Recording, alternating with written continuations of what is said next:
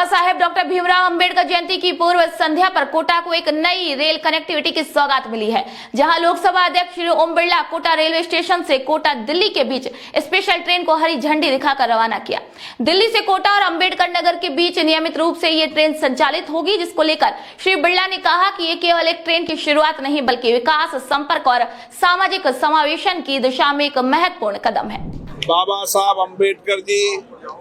जिन्होंने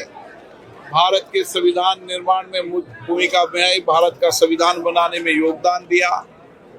और उसके साथ उन्होंने सामाजिक आर्थिक विचारों के माध्यम से समाज में परिवर्तन करने का काम किया। उनके विचारों को आने वाली पीढ़ी को प्रेरणा मिले और इसीलिए ये ट्रेन अम्बेडकर नगर बाबा साहब की जन्म कर्मस्थली से शुरू होकर दिल्ली जाएगी और आने वाले समय में दिल्ली और कोटा के कनेक्टिविटी के लिए भी ये ट्रेन बहुत बेहतर होगी, क्योंकि कोटा एक एजुकेशन सिटी है, औद्योगिक नगरी है, आवागमन के साधन की आवश्यकता है,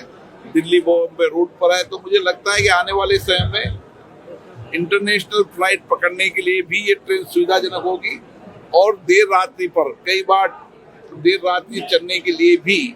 ये ट्रेन यात्रियों के साथ साथ व्यापारियों, आम आदमियों के लिए सुविधाजनक होगी।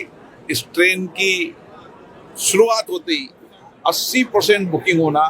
इस ट्रेन की लोकप्रियता को दिखाता है। अम्बेडकर जी को एक सच्ची श्रद्धांजलि कि वहां से बाबा साहब अम्बेडकर जी के जन्मदिन पर आने वाले समय में बाबा साहब के अम्बेडकर के विचार, आध्यात्मिक धर्म की संस्कृति की नगरी महाकाल और कोटा पर्यटन एजुकेशन की सिटी और दिल्ली आर्थिक नगरी, इन सबको जोड़कर नई कनेक्टिविटी मिलेगी। आम व्यक्ति को भी इससे साधन को रिलीफ मिलेगा।